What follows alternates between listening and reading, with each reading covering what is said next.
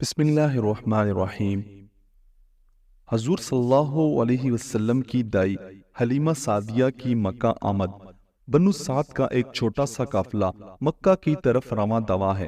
اس میں عورتیں زیادہ اور مرد کم ہیں۔ کچھ اونٹوں پر سوار ہیں، کچھ پیدل ہیں۔ ان کے ساتھ بکریاں بھی ہیں۔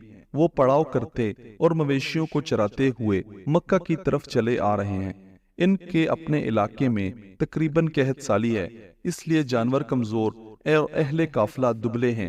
اس قافلے کے آخر میں ایک عورت اپنے شیرخوار بچے کو لیے ہوئے ایک سفید گدھے پر سوار ہے جو بہت مریل سا نظر آتا ہے۔ اس کی رفتار سست ہے اور بار بار پٹنے کے باوجود بھی اس کے قدم بدستور سست ہیں۔ اس کے ساتھ ساتھ دبلی پتلی بکریاں ہیں جن کے تن سوکھے ہوئے ہیں۔ معلوم ہوتا ہے کہ ان میں دودھ کا نام تک نہیں ہے۔ اس کا خامند بکریوں کو ہانکتا ہوا آ رہا ہے۔ ان دونوں کے چہرے یس مردہ سے ہیں جن پر مایوسی کی جھلک نظر آتی ہے۔ یہ مکہ سے ایک منزل دور ہی تک ہار کر رہ جاتے ہیں۔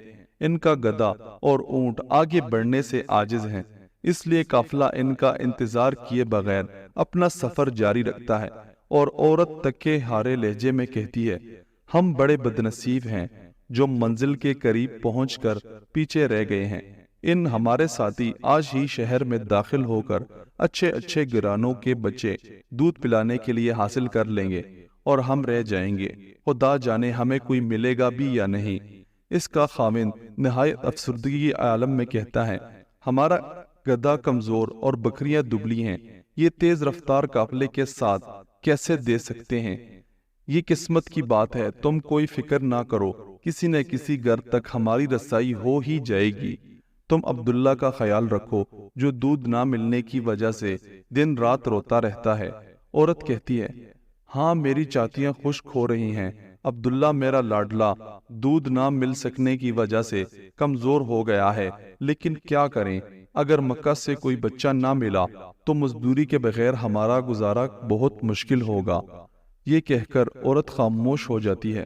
اس کی نگاہیں اداس ہیں۔ اس کا شوہر بھی پریشان دکھائی دیتا ہے اور وہ ایک رات راستے میں گزار کر دوسرے دن مکے پہنچتے ہیں۔ ان کے ساتھی شہر کے باہر خیمے لگا کر مہو آرام ہیں۔ کچھ عورتیں شہر میں جا چکی ہیں، کچھ خوش و خرم نظر آتی ہیں۔ وہ مکہ کے اونچے گھرانوں کے بچے حاصل کرنے میں کامیاب ہو چکی ہیں۔ قریش کے متمول گھرانوں کی عورتیں اپنے بچوں کو دودھ خود نہیں پلاتی تھیں، بلکہ دیہات سے دائیوں کی جو ٹولیاں مزدوری کے لیے آتی ان کے حوالے کر دیتی تھیں تاکہ کھلی ہوا میں بچوں کی پرداخت ہو، وہ صحت مند اور تندرست رہیں اور فصیح عربی بولنا سیکھ جائیں۔ یہ دائیاں اس کے صلہ میں منہ مانگی مزدوری پاتی تھیں، یہ ان کا ذریعہ معاش تھا۔ دائیاں خود گھروں میں جا کر اپنی خدمات پیش کرتی اور مائیں اپنی پسند کی دائیوں سے معاملہ طے کر لیتی تھیں۔ اس قافلے کی دائیاں وقت پر پہنچ گئی تھیں، اس لیے انہیں بچے حاصل کرنے میں کوئی دقت نہ ہوئی۔ البتہ ابھی تک شہر کے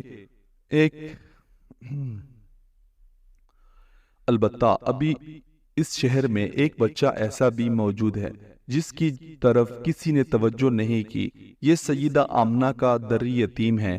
دائیاں امیر گھرانوں کا رخ کرتی ہیں تاکہ زیادہ مزدوری حاصل کر سکیں، لیکن جناب آمنہ تو بیوہ ہیں۔ دائیوں کو ان کے ہاں سے منہ مانگے دام ملنے کی امید نہیں ہے۔ سردار عبداللہ کا ورثہ صرف 2 اونٹ اور 1 کنیز ہے، اس لیے کسی دائی نے ان کا دروازہ کٹکھٹانے کی ضرورت ہی محسوس نہیں کی۔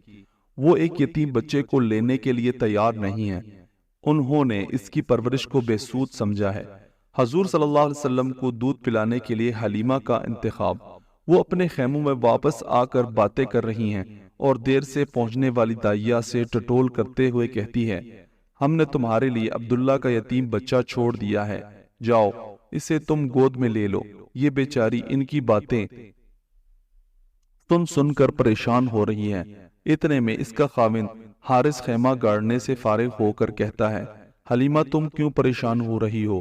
حلیمہ، قافلہ 2-4 روز تک واپس روانہ ہو جائے گا، لیکن میری گود خالی ہے۔ حارث، پھر کیا کیا جائے؟ حلیمہ، خالی ہاتھ لوٹنے سے مجھے شرم آتی ہے، میرا خیال ہے کہ اس یتیم کو ہی گود لے لوں۔ حارث: اس یتیم کو لے کر کیا کریں گے؟ اس کا دادا ہمیں کیا دے گا؟ اس کی ماں کے پاس رکھا ہی کیا ہے جو ہمیں دے گی؟ حلیمہ: لیکن خالی ہاتھ لوٹنے سے تو یہی بہتر ہے کہ اس یتیم کو لے جائیں۔ حارث کچھ دیر تک سوچنے کے بعد: اچھا تمہاری مرضی، جاؤ تم اسے لے آؤ، ہو سکتا ہے اللہ اس میں برکت دے۔ دوسری عورتیں ان کی یہ باتیں سن سن کر مذاق اڑاتی ہیں، لیکن حلیمن طوعاً کرہن جناب آمنہ کے گھر کی طرف روانہ ہو جاتی ہیں۔ وہ دروازہ کٹکھٹاتی ہیں۔ برکہ باہر نکل کر پوچھتی ہے: تم کون ہو؟ حلیمہ: میں بنو سعدیہ کی دائیاں ہوں۔ برکہ: اندر آ جاؤ۔ حلیمہ داخل ہو جاتی ہے۔ سیدہ آمنہ کا روشن چہرہ اس سے بے حد پرکشش معلوم ہوتا ہے۔ وہ سلام کر کے ایک چوکی پر بیٹھ جاتی ہے۔ سیدہ آمنہ: کیا تم میرے بچے کو دودھ پلانے پر راضی ہو؟ حلیمہ: ہم غریب ہیں، ہمارے جانور بھی کمزور ہیں، اس لیے ہم بہت دیر سے یہاں پہنچے ہیں، اب میں بھی باقی رہ گئی ہوں۔ مجھے معلوم ہے کہ آپ کا بچہ یتیم ہے، ہمیں زیادہ مزدوری ملنے کی امید بھی نہیں ہے، لیکن میں نے سوچا ہے کہ خالی ہاتھ واپس جانے سے اس یتیم کو لے جانا ہی بہتر ہے۔ سیدہ آمنہ کے دل سے ایک ہوک سی اٹھتی ہے۔